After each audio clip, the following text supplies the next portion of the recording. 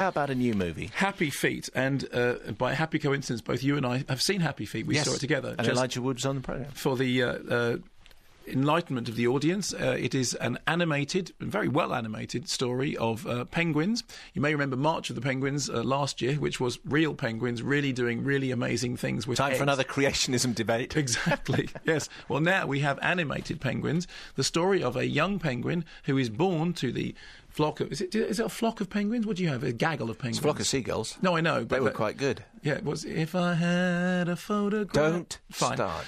Anyway, whatever it is of penguins... How many people do you think now are collective noun penguins Google search? Yes, I know. It'll be something terrible, like, an astonishment of penguins. I'll give it 20 seconds. Anyway. Okay, fine. So whatever it is of penguins, the newest edition is born, and whereas all these emperor penguins sing, because as you know from March of the Penguins, they call to each other and they can recognise each other's calls even after having been apart for months in a group, a massive group of penguins, which, let's face it, as far as I'm concerned, one penguin looks a lot like another penguin. Yeah. They all look like those things in Mary Poppins, and they look like people in, Dickie Bows, and that's just what penguins look like. Maybe that's why we love them. This penguin's talent, however, is tap dancing to the bother of his father, but to the adoring love of his mother. Now, it is apparent that this is going to be hugely popular, because in America, I think it knocked Casino Royale off the top spot and has taken a staggering amount of money. Bear in mind, March of the Penguins took a staggering amount of money as far as documentaries were concerned. On the positive front, the digital animation is extremely well done, and there are many scenes in it which are visually breathtaking, as I think our guest just said a little bit earlier on. It's done very well in that fashion. There are moments in it that are quite scary. There are moments in it in which the penguins are chased by, sea lions and big snappy things with fins. What do you call those? Walrus?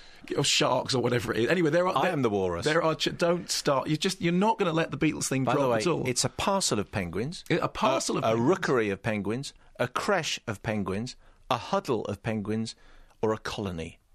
Well, you can't have all of them. All are acceptable. Really? Apparently. Okay. Well, what was I'm going to have a huddle. A huddle is fine. A huddle. So there are some scary moments in it. There are also some kind of quite sweet moments. There are moments in which, the little cuddly penguin does things that are quite sweet, because the fact is that penguins are, charming in that way. But here's my basic problem with it. When all the stuff happened last year with March of the Penguins, and people were saying, this is proof of the existence of God, it's great, it's all about, the family unit, these penguins get together, they're completely monogamous. Then it turned out two things. Firstly, they're only monogamous year on year. Well, any rock star could say that. And there's an extraordinarily high number of penguins enjoying gay lifestyles in zoos around the world, particularly in Germany, as it turns out. German gay penguins are us. That's just how it is. So there are more gay penguins in Germany than anywhere else. German zoos, for some reason, seem to have a high incidence of gay penguins. Is it in the food or something?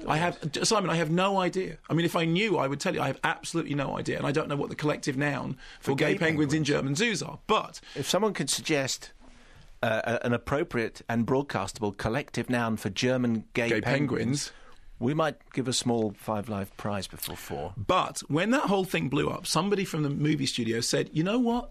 They're just birds. And the problem with Happy Feet for me is it's like somebody looked at them and went, yeah, they are just birds. And it is extraordinary that they do this enormous mating dance and they look after these eggs in completely inhospitable conditions, and the species doesn't die out. But you know what? They'd be a lot better if they could sing and dance. And there is a strange eco-friendly message that's been shoehorned into Happy Feet, which is we should really be nice to flightless seabirds, but only if they can tap dance. And it's a really strange thing. Look, I've got nothing against the convention of animals talking and singing and dancing, right? But I have a problem with it when you then take that into the real world, as they do with Happy Feet in the last act.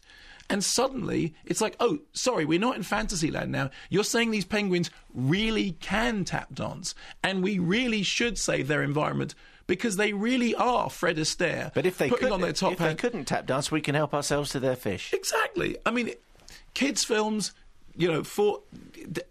there is a way of doing timeless stories that is not to do with just grabbing every little bit of, current eco-friendly thinking and a little bit of issue-tainment and then a little bit of talking out and jamming it all together. I mean, the thing with Happy Feet is it's incredibly badly put together as far as narrative structure is concerned. The dialogue is fairly ropey. There's really not much characterisation done very well. Robin Williams appears in the usual Robin Williams but it's form. very good. It's a good turn. He does twice, doesn't he? He does, but he does the Robin Williams thing, which is still great. Well, but it is the Robin Williams thing that he does in every other Digimated cartoon. I liked him in Patch Adams. Yeah, well, that really is a crime against sanity.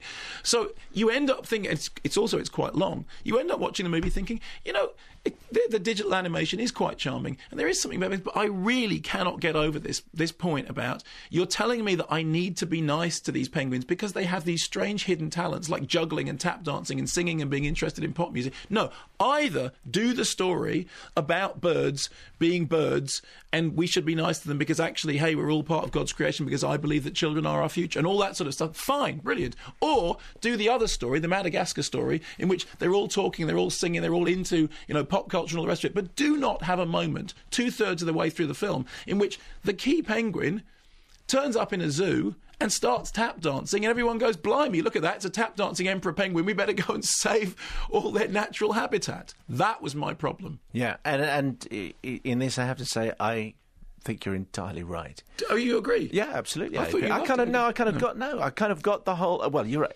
It looks fantastic. I think it does. I think it's worth taking your kids to see because it looks beautiful. There are some very funny bits. I thought the Robin Williams stuff was fantastic. The bit about the saving the world because of tap dancing is utterly It's preposterous. rubbish. The scary bits are very scary. They are. I mean, seriously, for younger viewers, I mean, we're talking about there are very scary chase sequences in it.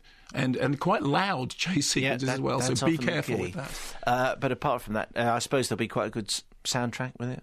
Well, one would think so, but it's just that kind of it's a whole bunch of popular music songs that I have no interest in whatsoever.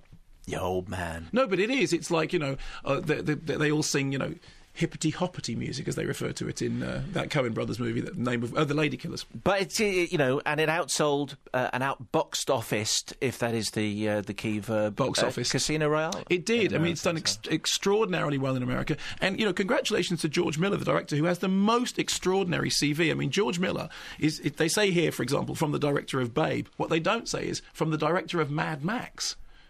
Because he directed Mad Max 1, 2, and yes, exactly, 1, 2, and 3, I think. And I think the first thing he did was he was in a documentary called Violence in the Cinema, and then he did the Mad Max movies, and then he did Babe, and then he did Happy Feet. I mean, that is a strange career trajectory. But hats off to him for doing it. Also, as I mentioned to Elijah Wood, clearly the other message of the movie, apart from the fact that industrialisation is evil and can be confronted by tap dancing penguins, is that the heart of all evil is Scottish Presbyterianism. Because if you're going to look for an evil religious bigot who might not issue a fatwa against you, chances are go for one of the wee frees from Scotland, because they'll still probably leave you alone. Far more importantly, we're looking for a collective noun for German gay penguins. This is because Mark has revealed exclusively, I think, that German zoos turn out more gay penguins than any other zoo. And the collective now, there's various suggestions. We've had to eliminate quite a lot, obviously. We have. A panzer from Ian, a Liberace of gay penguins from Mike Johnson. Tom in Brentford says a gay pride of German penguins would work. That's quite good. A closet of gay penguins, Alex in Carshalton. Tim in Ballandalloch, a mince of penguins. I'm just not getting involved in any of this. This is the winner, I think, unless anyone can beat this. Is from Tim Marshall in London. A cabaret. That's it. That's the one. Very good. Who's that from? That's Tim. Well, why don't you listen? I just told you. I was listening. Tim Marshall in London. I just wanted you to repeat his name. Yeah, of course. Yeah.